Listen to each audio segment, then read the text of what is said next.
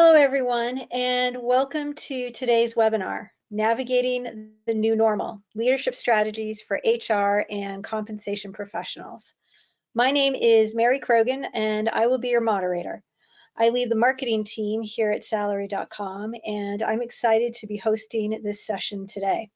I am pleased to introduce our two speakers, Kent Plunkett, our founder and CEO here at Salary.com, and Paul Toth. Paul is the Chief Culture Strategist at Vital Leadership Coaching. Paul helps organizations and their leaders enhance the meaning in their work so they can amplify their impact on people, their community, and the world at large. Paul graduated from the University of Vermont with a degree in psychology and organizational behavior and earned a master's in industrial and organizational psychology from Colorado State University.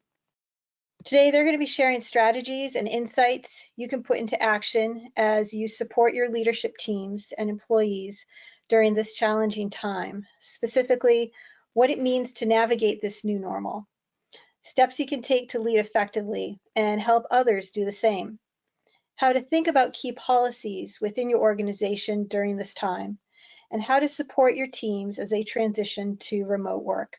Before I hand the mic over to Kent, I have a few housekeeping items to cover about today's presentation.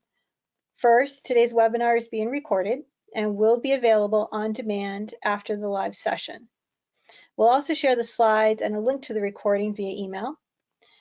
Next, we'd love to hear from you during today's presentation. If you have a question for Kent or Paul, please feel free to send it through the chat feature here in GoToWebinar. We'll be answering questions at the end of the session, and if for some reason we don't get to your question during today's webinar, we will be sure to follow up afterwards. So without further delay, I'd like to kick things off by welcoming our founder and CEO, Kent Plunkett. Kent, over to you. Thank you, Mary, and thanks to all of you for joining us today. I am proud to lead a company full of people who spend most of each day trying to help others, including the many of you who spend most of your day trying to make work better for the people in your community. This is an unprecedented time in our recent history, and it carries with it a call for stoicism, hope, and compassion. Everyone must do their job and provide leadership to those around you while we adjust to the disruptions. We are seeing at Salary.com among our clients reports of fear of the threat of sickness, company closures already, across the board, payroll adjustments, layoffs, stress, and just plain old change impacting us all. We at Salary.com are looking to be there for you now as the crisis takes shape and when it's over. A lot remains uncertain, but this is one crisis that will impact everyone, and its impact will be dramatically lessened by how much we care for others as it evolves. And so I appreciate your time and attention on this topic today, and I wish you well in each of your own communities, and pleased that you're joining our community for today. And with that, I'll pass it back to Mary. Great, thank you, Kent. All right, before I turn things over to Paul, we'd like to share our first of two poll questions. We know you're facing a number of challenges and issues at the moment, but we'd like to know which of the following is the most urgent or pressing for you. I'll give you a moment to make your selection, and then we'll share the results. All right, terrific. Thank you, everyone, for sharing your insight with us. It looks like the vast majority of you, or a majority of you, are focused on the general fear and anxiety amongst the employees, followed by adapting to the challenges of remote work and the ability to pay employees. Not surprising given the current climate and the circumstances that all of you are facing. Thank you for sharing that insight with us. Now, what I'd like to do is hand the mic over to Paul, and he's going to take us through several of our topics today. Paul? Thanks, Mary. I appreciate the introduction, and welcome to everyone. I'm glad we have such a great group of people out there. As we are dealing with all of these things, as Kent described, all of our systems and practices that we have built are being tested, and we are rapidly changing and building new ones on the fly, which means effective leadership through all of this really requires that strong focus on the people who are at the center of all of this. And the fact that fear and anxiety is the number one topic that popped up on this list tells us that this presentation today and the topics that we're going to be rolling out really do meet us where we need to be. The good news is that that's our primary role as HR professionals, as comp people, and as leaders in organizations. We really are the heroes here who are going to be stepping up and creating the heroes and the leaders that are going to be supporting the people as we move along. So as we've been starting to put this together, we know that you all have a lot to do and to think about. And our goal today is less about giving you more to do and more about helping you do all the things that you're already in the middle of, do them better, and to set you up to address the next round of challenges. And we know that next round is coming. So our slides we've put together really are designed to sort of walk through a checklist of action items that you can take back to your organization. Today, we're going to fill in some of the details with stories and ideas throughout this conversation, but I'm really encouraging you to take these ideas forward and start engaging with people in a different way to focus on reducing that fear and anxiety and replacing it with a couple of other things that we'll deal with today. So before we dive into that piece, I want to bear with me, I want to do a quick neuroscience lesson. For those of you who are real familiar with this, you know our brains are designed to build habits, routines, seek out predictability. We use so much less energy when we are operating in those routines and habits. That's the reason why, for some reason, my car is always turning down the road to work, no matter where I happen to be going that day. We get into that comfort zone, we get into that sense of routine. And when we have to pay attention to constantly changing new things, this is really exhausting to our brain.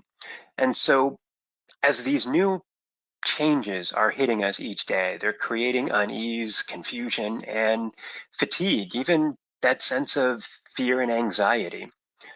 There is very little predictable that is going on right now. As Kent pointed out, and as we're all reading each day, the number of items that pop up on my screen to let me know something new has happened is huge.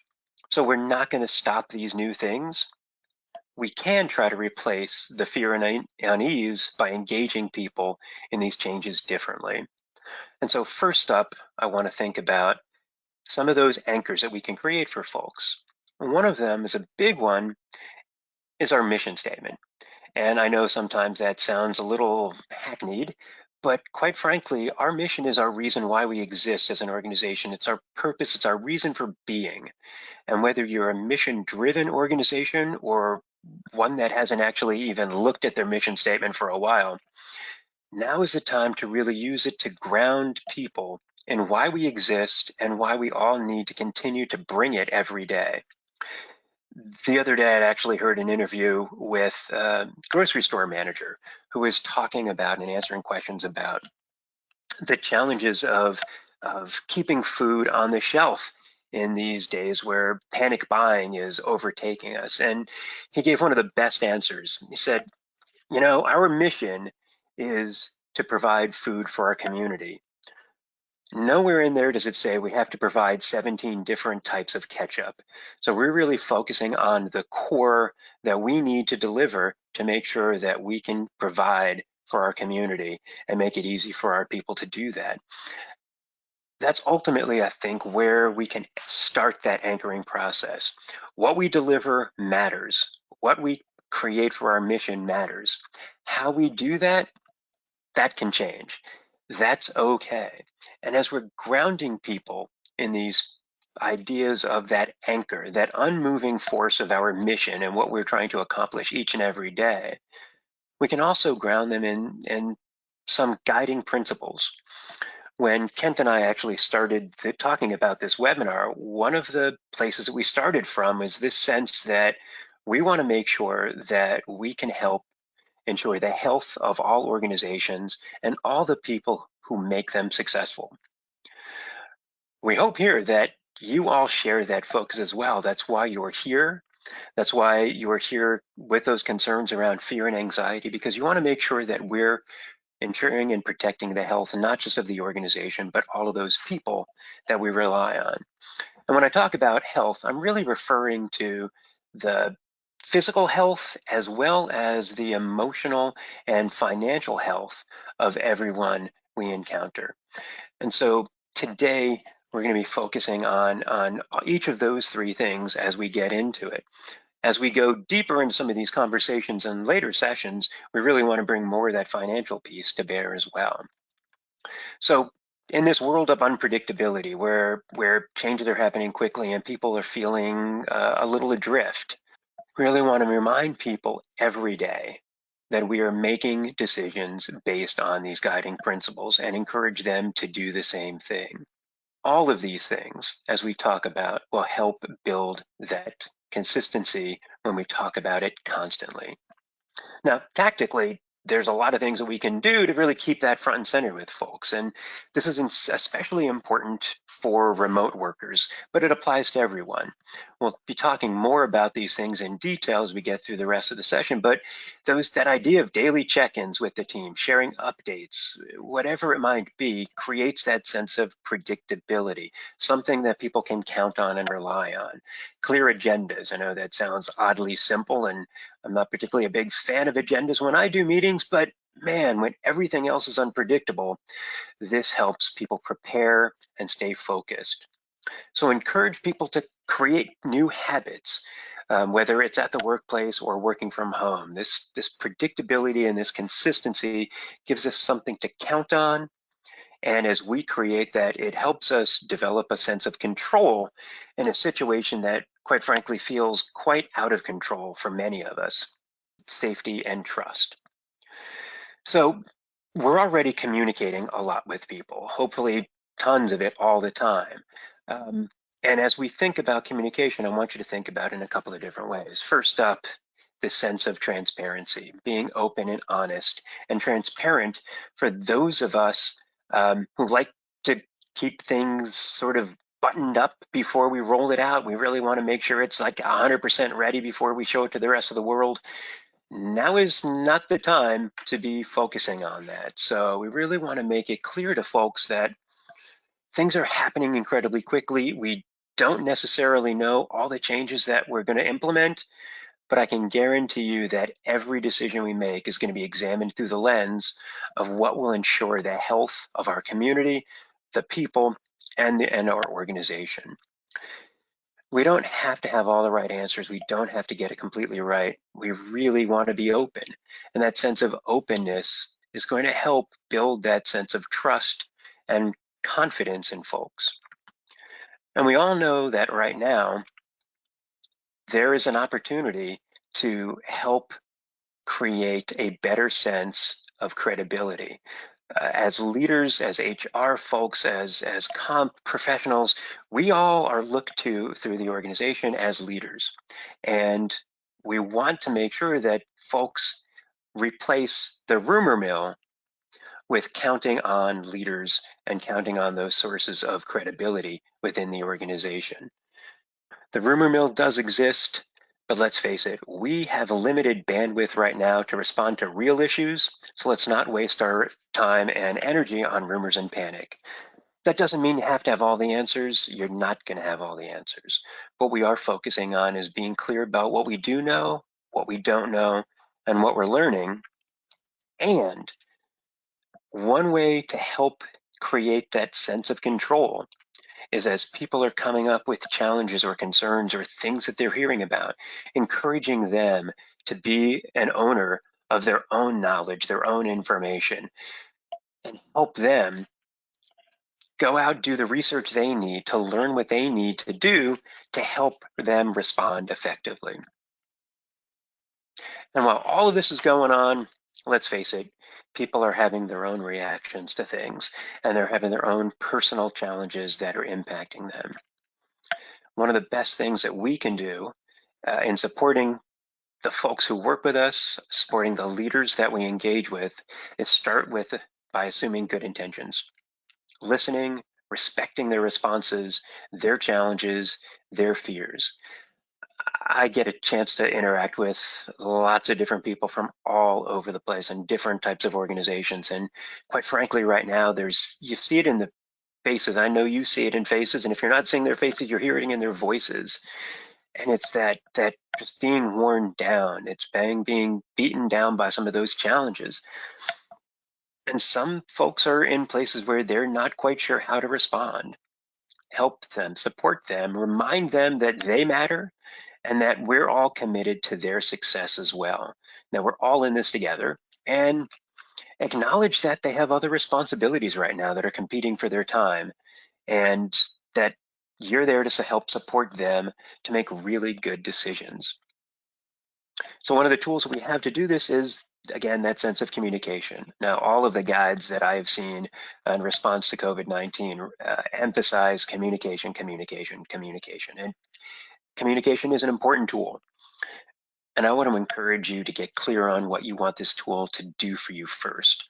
So after all, our goal is to create, if our goal is to create a sense of trust and safety, how you communicate is going to be different than if your goal is to create immediate compliance. So get really clear on what you want people to know, what you want people to believe, and what you want people to feel. For example, a number of my clients are working from the assumption that we want to ensure that people feel confident in leadership as a trusted source. We want people to believe that we are making decisions that will ensure the health and safety of this organization and all the people who work here. And we want everyone to know what they have to do today to keep us delivering on that mission. It's easy to assume that people already know these things. This is no time for assumptions, however. It is really time to be clear. Every message you deliver will either strengthen this understanding or it won't. The good news is you've got many, many, many opportunities to deliver this each day.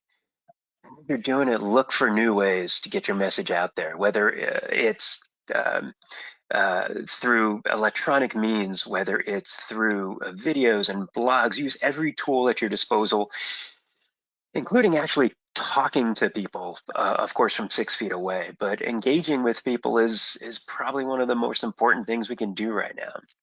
I mentioned check-ins before, and I know you're all doing these, but I want you to up your game. Create those predictable agendas wherever you can. Get clear on what we're going to cover each time we get together. Share new learning. This is a time when we are learning quickly and learning a lot. So let's capture that and learn from each other. Share the new updates on protocols that we are rolling out. Each day we're making new changes. Share our successes. We are making amazing things happen every single day. Share, celebrate, try to make some good sense of all the different things that we're doing. And I've said it before, and I'll say it again to reinforce it throughout the day. We are all in this together. The more we can do to empower people to create their own solutions, reducing that uncertainty by creating some of that predictability and giving them the option to create some control over their own world, even when it feels out of control, to create their own solutions. If it's only HR and other leadership carrying this burden, we're going to burn out fast. We need everyone involved to make this work, and people will rise to the occasion. I know you've all seen that already. And finally, as an OD professional, it would be a violation of my guiding principles to overlook learning. This is another key area where HR is going to play a key role. With every leader I coach and team I work with, one of my guiding mantras is, if you're going to go through a challenging time, you sure as heck better learn something from it. Well, usually when I say it, it's a little more colorful, but you get the point. Friends, this situation is not exactly what I had in mind when I say that, but it has never been more true. We are going through some unexplored territory. We're going through some really challenging times. Now is the time for us to learn as much as we possibly can. These are the times when We as HR professionals, compensation professionals, and leaders in organizations are going to have a moment every single day to learn something new and to grow. And our role, especially as HR and comp folks, is to really support that. The options are limitless in terms of what's being asked of us and what we need to learn to do better or to be better at. And so I'm going to challenge all of us to identify what is it that you want to learn today in order to serve your community better. Whether it's supporting leaders as they grow, whether it's supporting staff, whether it's supporting the challenging changes to our policies and protocols, whatever it might be, now is the time to really grasp hold of something and learn. And one of my favorite things right now is we are in a place where we have to invent new ways of learning on the job every day. As we're thinking about supporting the leaders that we count on throughout the organization, I really want you to think about what are some of the intentional things that you want to help them develop. Focus laser-like on some specific skills, and I mean get specific.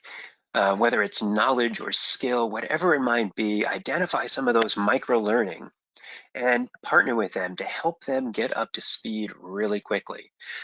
In HR, we can fast track mentoring. We're all in this together. Let's develop those great ways to support each other. I know there are leaders in the organization that have complementary skill sets to other leaders. How do we set them up? How do we help them to connect? And we can really lead the way in all of that. I've listed just a couple of skills here, and they're probably not the ones you'd typically expect when you're thinking about leadership skills, but these are some of the new ones that we probably don't pay attention to, but have to start helping people get more comfortable with, whether it's communicating about these interesting health protocols or helping with resiliency in this time. And as we talk about building habits, I love the idea of building new habits around learning and encouraging that as part of our check-ins. Checking in on what is it that we are learning today? And as HR folks, we get that option too, to really help leaders pause and reflect and to coach them. And so a few questions that I love to ask, like what did you do differently in that moment? How did it feel? What was different about the response or the outcome? And what are you going to do differently going forward as a result? A few minutes of reflection helps us calm our brain. It also focuses our attention on the things that we really are learning and need to be paying attention to. I'm guessing all of you have a list of leaders right now that you would like to get on and work with. Pick one leader who can make a big impact and who you can support and start tomorrow, or even today if you're somewhere where you're still working. Develop a micro-learning plan and really focus on helping them grow into the leaders that they need to be to thrive in this environment and to help people really replace that fear and anxiety with a different experience within the organization. Now, having said all that, I want to shift gears a little bit and hit upon some of the more tactical challenges that we're facing today. So I think we've already started making shifts. When we actually put this presentation together, I think it was only a week ago, so many things have just shifted in that period of time. And I know all of us have been making rapid changes and implementing changes very quickly. As we go forward on this journey with you, we know that the threat level is going to continue to rise the longer this goes on. And so I'm sure right now you're already thinking about some of the challenges that are coming up maybe a month from now or longer, and identifying what are some of those key levers that we need to pull or more dramatic changes that we need to make on top of the ones we have already done. I know it's hard to think about what we're going to do in a month from now while we're still trying to figure out how we're surviving today, but it's another important part of our response as we step up. Are we thinking about the changes that we have to make a month from now to ensure the health of the organization and its people? What are some of the policies and practices we need to do a threat assessment on right now and the contingencies we need to prepare for? Today, I just wanted to put this out there and prime the pump for some future conversations as the threat level goes from yellow to orange and potentially even red. We need to explore all of our options and what help and guidance we need to seek. When we're together in upcoming sessions, I really think we're going to go deeper into some of these other hot challenges. And I know that some of the issues that you identified at the beginning of this session are probably going to be replaced by other ones, especially around that financial component.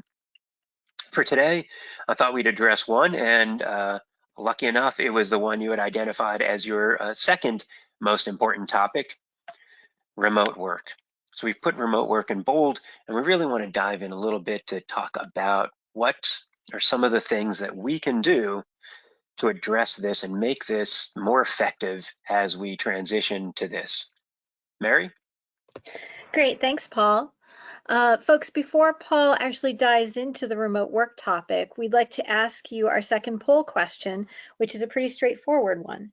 Has your organization transitioned at least 50% of your workforce to remote work at this point?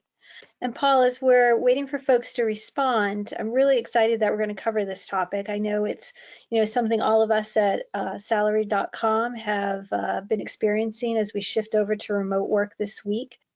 In many ways, it's gone smoothly, but there are certain challenges around feeling isolated or feeling the need to really try to connect with our peers in a more consistent and regular fashion.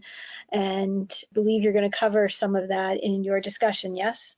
Yeah, absolutely, because that is one of the key challenges. I do think that we, a lot of times we focus on some of the negative sides of remote work. And in terms of just being able to watch productivity or other things. But I think the biggest crack that we're going to see forming as people transition to this, especially when they transition to it very quickly, are more of the social aspects of it, that sense of isolation, that sense of connection to the mission that we talked about. It's harder to make that leap and stay anchored when we're far away. Exactly. It looks like the vast majority of you have, in fact, shifted more than 50% of the workforce. That really doesn't surprise me. Paul, what advice do you have for folks that are listening as they're guiding their workforce through this change? As I said, what some of the bigger challenges, really are around how people are responding to this, and so for a lot of us. Many of the clients that I've talked to, I know, Mary, when you and I chatted about this last week, you guys went to remote work a week before you had actually anticipated it. Many of us didn't get much time to prepare. In our own home, my wife texted me last Friday at around 4 p.m. saying their firm was closing the doors at 5 o'clock and everybody from in the firm from now would be working from home. It's hard to prepare mentally for that kind of shift when you have a really short period of time like this. And I know those 68% of us that have made that shift quickly are dealing with all kinds of ripples. And as things go along, there's a few things that I would like us to be paying attention to, some of those key issues that probably get less press, but really are such an important part of making remote work successful. And a big one for those of us who have ever done exit interviews or retention interviews, one of the top answers to the question, what do you like most about your job, is the people. And when we pull that away from people so quickly, many of us are struggling to retain that connection, that people are a huge part of that anchor. And so how do we make sure as this drags on that we're able to get really good at combating the feelings of isolation that are very likely to occur? We know it's going to happen. And if it isn't happening now, great, good for you. Let's get on top of it. So we think about creating new ways and new patterns, new habits, new routines for all of us to keep connected. So far, my favorite idea that I've heard from a client is video lunches, and rolling out video lunches where folks can get together and still have that informal connection. And that really resonated with me. I recently worked in a hospital, and every day the HR team, we all got together for lunch together in the cafeteria. Every day we all had that time to connect and just talk as people and catch up on what's going on in our lives. And I can only imagine what that is like when that's ripped away. And so find those opportunities to make those consistent social connections. Encourage people to come up with different ideas to combat these feelings of isolation and connect to people. As I went down for lunch this afternoon, my wife shared that their morning connection was, as one team member shared a picture of her new remote workstation, which was a tiny nightstand next to their bed. And encouraged everyone to share, where are you guys working now? And that evolved quickly into pictures of their views, pictures of the dogs sleeping on their lap, whatever just fun things were happening. And she was so full of energy, just in terms of making that time today to stay connected. And I've talked about those daily check-ins, but daily check-ins are a big part of this. And I know that seems like a burden, and I promised I wouldn't tell you to do more stuff, but man, being able to touch base, even if it's just briefly, to create that sense of continuity, that predictability, and make sure in those conversations there's time for non-work as well. It's also important to be honest and transparent. We're not alone right now in working in our house, and whether it's a spouse or whether it's having the kids home because schools are closed or we have other caregiving responsibilities, we're getting pulled in a bunch of different directions. And so it's important for the team to also be able to sit back and be open and honest and transparent about what are some of the working challenges that we're having. It's important to say, hey, look, my kids are home, so I'm going to be offline occasionally, and just set those expectations for each other. And Ken used to use this word earlier, be compassionate with each other. This is going to be a big change for how we work, and the more sense of compassion we can bring to those conversations is going to be important. There's also another important factor in these daily check-ins, because one of the bigger challenges with remote work is the level of stress and burnout that it actually creates with folks. A lot of us rely on the routines that are part of our work day in the workplace. And without those routines, when they disappear, we may struggle. I know talking to folks that the most common phrase that I hear is, well, we're finally getting into a rhythm. And that routine, that rhythm is going to be important. And so helping folks understand how to do that, but also checking in and finding out how are people dealing with these situations. Most folks that work remotely, if they haven't figured out how to build in those routines, there doesn't really seem to ever be an end or a start to work.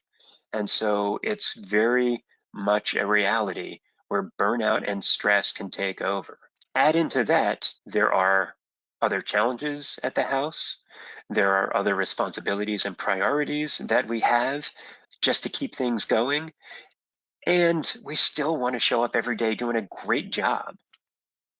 So work to combat that stress. Encourage people to take breaks. I almost demand that your expectation is people are going to be away from their computer at lunch for at least half an hour.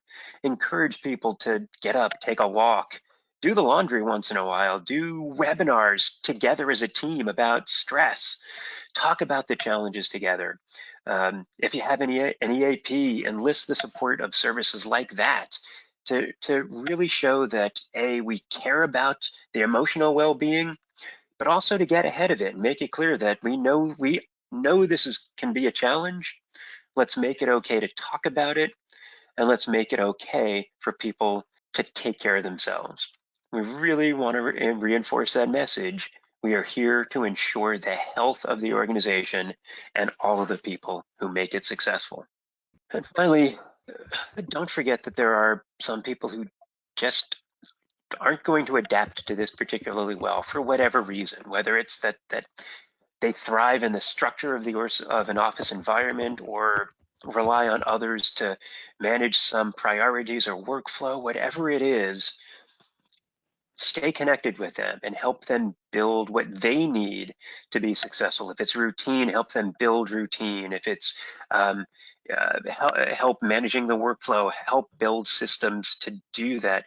I'm going to have no doubt that you have a number of folks that are going to thrive in this environment. Tap into them as experts and help them set them up as mentors to really guide the success of others in the organization.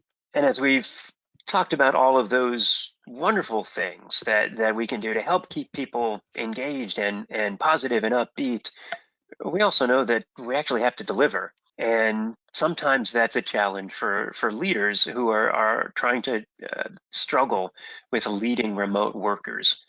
And we're all, as HR and comp professionals, in this perfect position to help leaders be more successful in helping them pay attention to the right things, to learn as they're going through this and to grow through all of this. You know, outcome matters, progress matters. The number of hours we're sitting there online, or what time we step away for lunch, or how many times we got up to walk the dog, none of that stuff is really as important as making sure that we're hitting on those big picture measures of success. Except that productivity is going to change. It's going to be different, and it's going to be delivered in a different way. But if we're all clear on what our mission is and what our responsibilities are, we'll be able to pay attention to what's actually getting done and the progress people are making, not necessarily the activities they are engaging in at every moment. So make this part of check-ins, not in a micromanagey kind of a way, but in an honest assessment of how are we doing? And what do we need to change or modify so we can meet our deadlines, meet our deliverables, be open and honest about your expectations, and help guide progress. And for those of us who may tend more toward the micromanagey approach, let's replace some of those conversations with ones that focus on accountability and empowerment.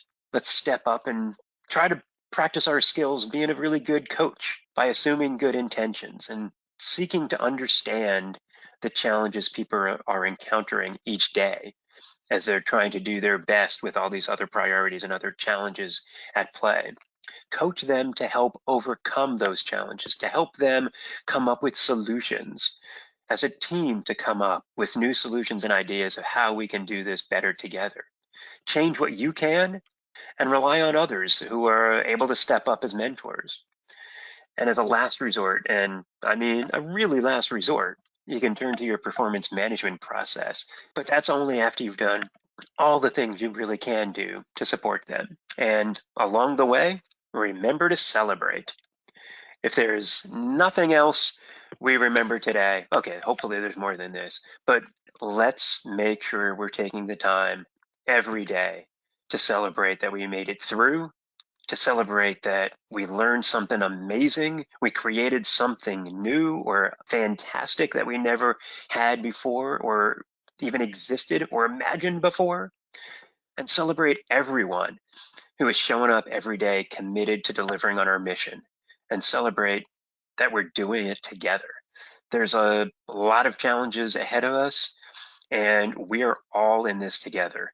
And the more we can do to celebrate every little success, that's going to help us reduce that fear, reduce that anxiety, create more trust, create more connection, and it'll help us to thrive as we get through all of this.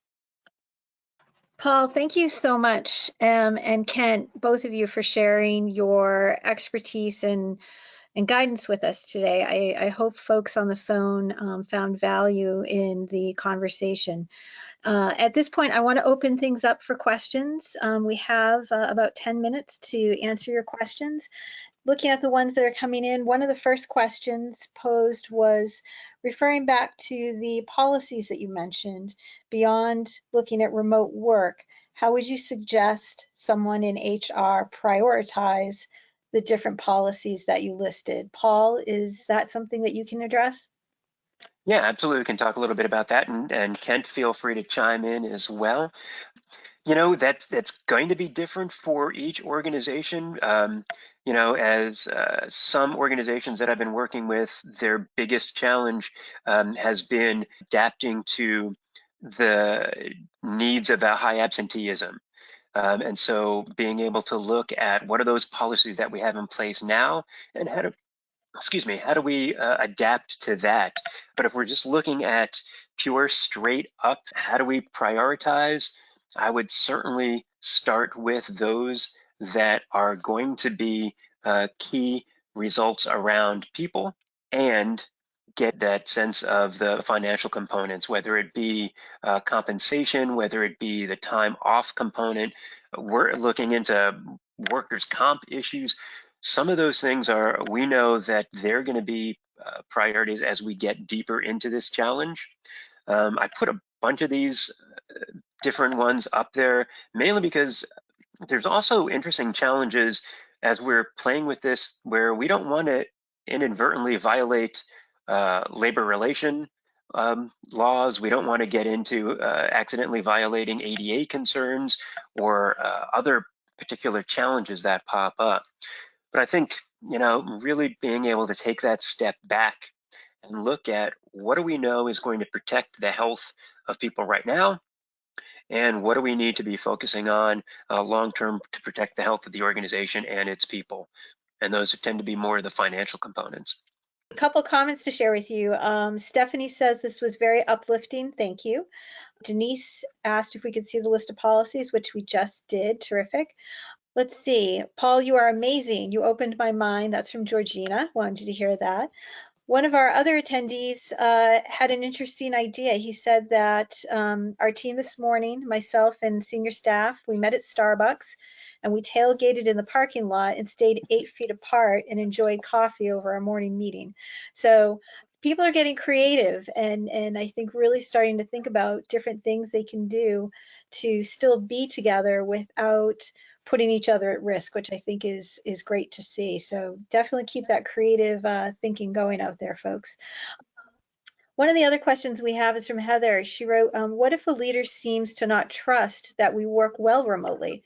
How do we assist that leader to ease into the transition? Is it about communicating what we are doing? Are there other things that people should be doing, Paul? Yeah, that's a great question. And so my first response for that is, as HR professionals, one of the things that we want to make sure we're challenging them on is their own hangups. What exactly are their hangups behind this? Just because you know, 3 years ago we tried that remote thing with Dave and that was a complete fiasco is not a good reason to, you know, build a wall of mistrust right now. And so helping to understand what's behind that, and helping to build some consistent ways to stay on top of things. And so again, getting away from that micromanaging piece, I think helping a leader craft a clear set of expectations is going to be key. So defining what am I expecting to see from each of us each day, and making that as helping to focus on the right things, not I expect to see you online 12 hours a day, but really on the big picture ticket items that we really want to be delivering on. You know, the statement, what measured, you know, what we measure matters. That's a key piece. What we want to measure are the right things. So help guide leaders to think about the right things. Okay, great. Thank you, Paul. Another question, and I've seen this and talking frankly with my sister, some of the things they're doing in their work environment, they're polling, the employees are polling the teams on a daily basis to kind of take a temperature reading. And one of the questions that's been posed is, do you have any suggestions for tools or resources that folks can use to engage or poll employees to take those type of temperature readings? Are there any best practices, any suggestions around that, Paul? So I'm not sure if it's a question around technology or just what are the questions. But I would, I would say that best practice is being created today. So anything, so keep trying anything that you can. I think getting clear on what are some of the key questions that we really want to have answers to. I think we start off with those generic questions like, hey, how's it going today? How are you? And then we continue to evolve into things that we really want to make sure we're checking in on. Hey, how is it going with your kids being at home every day? What are the challenges that you're facing? How can we are some things we can talk about around that? Get really specific. And so I think that if there were any best practices, I would rely on getting clear on what we really want to know each day when we're doing those check-ins, because the generic how's it going today check-in will get old very quickly. Sure, no, that makes sense. You have to be creative, keep it fresh, right? Yeah. And as we're going along, new things are going to pop up. Absolutely. The next question is actually for you, Kent. One of our listeners, participants, is curious to know how the team at Salary.com is staying connected to the remote workforce. Thank you, Paul, by the way, for such great content that you've shared with us today and best practices. It's really appreciated. There's a couple of things that we did this week, and I would say that Salary.com is historically more of a work in the office culture. So this was a bit of a shift for us, and we went home over the weekend, last weekend. We did have experience with this with our office in China, and we went through this a month and a half ago. So we had some lessons learned from there that we were able to apply here. One notable thing we did is in order to help the managers stay connected with the rest of their team is we actually do an end of day kind of report that's partially automated, and everyone fills one out. And it asks in part for a pulse and kind of what'd you spend your time doing today? What are the things that are blocking you from making progress? And what are the things, what are the achievements you had today? What are the things we need to celebrate? And I think I have to say at first it was received by some as being kind of invasive and big brotherish to have to write a report at the end of the day. But others quickly have seen that, what it does, it gives the leaders of each team and others on the team the ability to kind of share the things that otherwise would happen conversationally during the day. And it keeps us a lot more connected with what each of us is doing. So that's been one thing. We've seen a really big increase in adoption of Microsoft Teams between them, and that's really culturally had some really fun, impactful moments already this week. And we're using a lot of video conferencing. So those are maybe, except for the end of day action reports, which are really free form writing and kind of telling us, what you did today and what you spent your time on and what's working for you and where you need help. Outside of that, I don't think there's a lot of innovation in what we're doing. I think we, like most companies, are jumping in with both feet and learning how to swim again. No, absolutely. Thank you. Thank you, Kent. One of the things that we have applied is really within the marketing team in particular is making sure when we are on our virtual team meetings that we're using the video component so we can see each other and really engage with each other. It's forcing all of us to make sure we get ourselves quote unquote ready in the morning. But it's been really, really helpful in terms of making and maintaining those sort of human connections for all of us. And All I right. love in there too, Mary, that there is that that routine that we can get into too. And I know that I think many managers fear that, well, everyone's just going to be rolling around in their pajamas with a cup of coffee and not really being professional. And some clients actually say, look, we expect everyone to get up and get dressed. You don't have to get fully dressed like you were coming to the office, but we want you to get out of your pajamas and be in that mindset. And for many folks, that's part of what they need too to be successful. Sure, sure. All right, one of the other questions that we have, and it touches on something that you spoke about earlier, Paul, and it's this idea of it's important during the course of the day to take a break, to Hmm. reset, spend time with your kids, have lunch, then friends, remember to eat, and just step away from your laptop. How do you achieve that self-care and not feel guilty about it? And then it goes on, it also mentions feeling comfortable to do that and that your boss isn't going to, I guess, look negatively upon that behavior. Can you talk about that a little bit? Maybe provide some guidance on how to do that? Yeah, that's such a perfect question, because that is, as high achievers, that's one of our challenges, right? I mean, there is, when there is no defined start or end, everything can become part of our workday.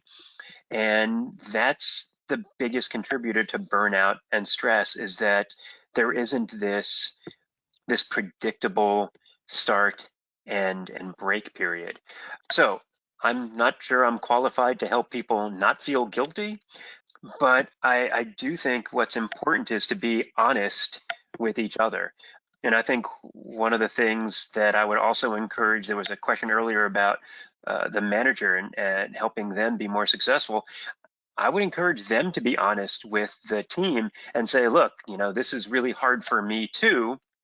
And I want to be clear that I know you're going to be successful. I expect great things. And if it comes across as I'm being somewhat micromanagey, let's talk about it.